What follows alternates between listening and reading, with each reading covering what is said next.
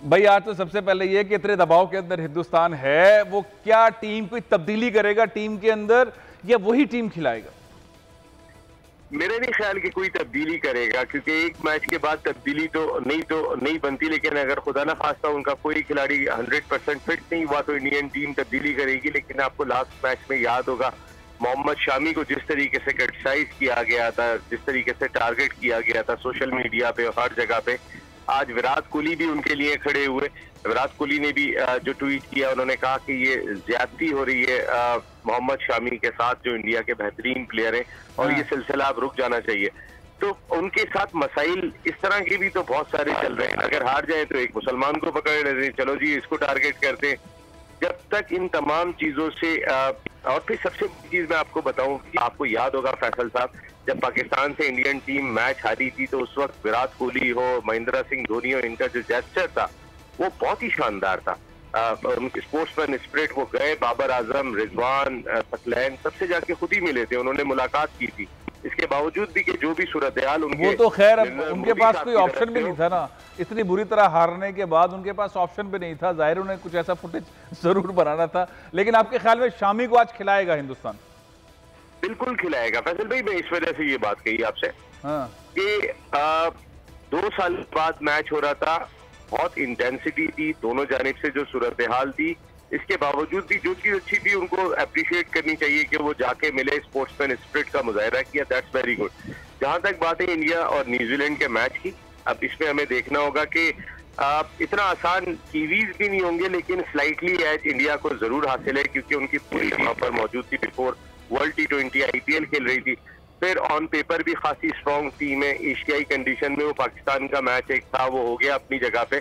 लेकिन इंडिया बहुत प्रेशर में होगा इस मैच में, इस वजह से प्रेशर में होगा, वो मेजबान भी है, वो इस कंडीशन में भी रहा हुआ है। और ये मैच ऐसा है कि अगर लूज कर जाता है इंडिया तो शायद उसका सेमीफाइनल में पहुंचना भी खासा दुश्वार हो जाए। अच्छा ये बताइए, को सीढ़ी करार दिया जा रहा है, सीढ़ी करार दिया जा रहा है, हिंदुस्तान प्रेशर में है, न्यूजीलैंड से कभी वर्ल्ड कप में नहीं जीता, ये प्रेशर भी तो एक बहुत बड़ा प्रेशर है। न्यूजीलैंड की साइड भी कोई इतनी वीक नहीं है कि जिसे हिंदुस्तान इतना आसानी से हरा दे। आपके ख्याल में अगर टीम यही है तो बैटिंग ऑर्डर में कोई हिंदुस्तान चेंजिंग्स करेगा?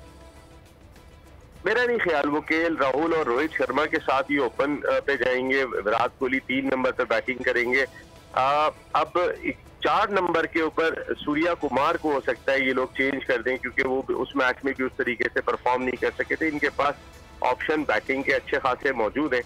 ऑन पेपर तो इंडिया खासी तगड़ी टीम है, लेकिन जैसे आपने अभी बात कही कि अब तक न्यूजीलैंड से वर्ल्ड T20 में नहीं जीते, ये एक प्रेशर उनके ऊपर अपनी जगह पर होगा। लेकिन दूसरा बड़ा प्रेशर इस मैच का ये भी है कि ये क्रंच मैच बन चुका है। फॉर्चुनेटली अब अफगानिस्तान एक तगड़ी टीम रह जाएगी इस ग्रुप की, कि जिससे दोनों टीमों ने आगे मैच खेलना है।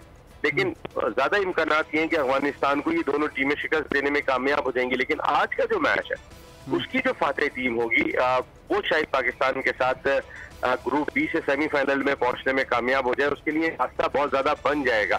अच्छा, लेकिन ये दोनों टीम, इन दोनों टीमों को पाकिस्तान ने हराया है, ठीक है। अब पाकिस्तान, जाहिर है पाकिस्तान आराम में है, आज जाहिर है कि सबने कहा है कि आराम में है पाकिस्तान।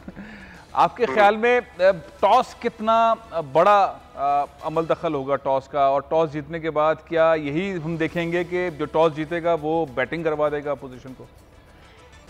मेरे ख्याल में ऐसा ही करेंगे। टॉस जीतने के बाद खुद जो है वो पहले बैटिंग नहीं करेंगे, बल्कि टारगेट चेस करने जाएंगे। और इंडियन टीम टारगेट चेस करने के हवाले से ज्यादा बेहतर है। वो तो पाकिस्तान चूंकि टॉस जीता था, पाकिस्तान ने उनको पहले बैटिंग खिलाई थी।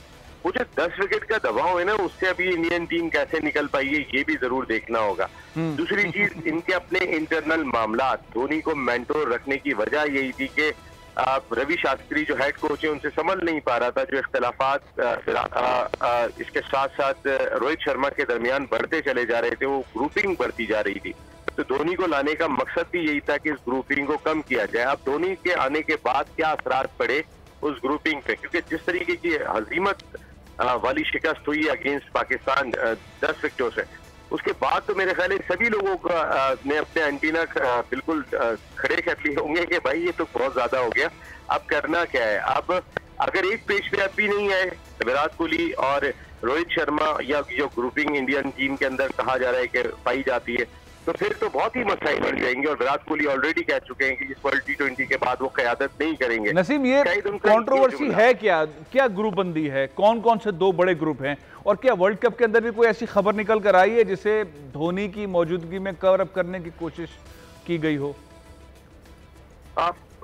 इस तरीके की खबरें इंडियन मीडिया ने बहुत सारी दी है। अच्छा। और ये खबरें बिफोर वर्ल्ड T20 तो नहीं थी, लेकिन पाकिस्तान से 10 विकेटों से हारने के बाद तो एकदम से हर तरफ से यही खबर आ रही थी कि ये जो आपस के इख्तिलाफात थे इनको दूर करना चाहिए। कोई ये भी कह रहा था कि रोहित शर्मा जानबूझकर आउट हुए थे, उस गेंद के ऊपर वो खुद ही गेंद के सामने आ गए थे, लेकिन वो गेंद ही शहंशाह अफरीदी की उसके ऊपर कोई भी बैट्समैन होता नहीं बचता। लेकिन वो जवाब ढूंढ रहे हैं इस वक्त ना कहीं से कोई जवाब हो। उसके अंदर एक लॉजिक, एक तो उनका मीडिया इतना बड़ा है, अब हर एक चैनल बना के बैठे हैं, तो उसके बाद उनकी सूरत हाल ये होती है कि उन्हें कोई ना कोई नई चीज चाहिए होती है। किसी ने कहा, एक ये भी आपने देखा होगा कि इमरान खान साहब की उन्होंने वीडियो चलाई थी कि इनके हाथ में जो तस्वीर है इससे वो कोई जादू कर रहे हैं और ये जादू सीधा जो है शहंशाह अफरीदी को सपोर्ट कर रहा है।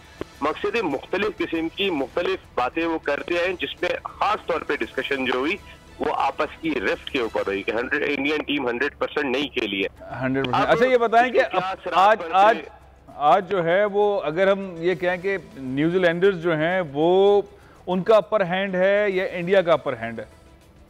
इंडिया का अपर हैंड है, इसमें कोई दो राय नहीं है। इंडिया का अपर हैंड होगा आज के मैच में, इसकी वजह के एशियाई कंडीशंस हैं जो उनको बहुत ज्यादा सूट करती हैं, इतनी कीवीज को सूट नहीं करती। यही मैच अगर इंग्लैंड में हो रहा होता तो इक्वली पॉइज्ड होता बिफोर द मैच।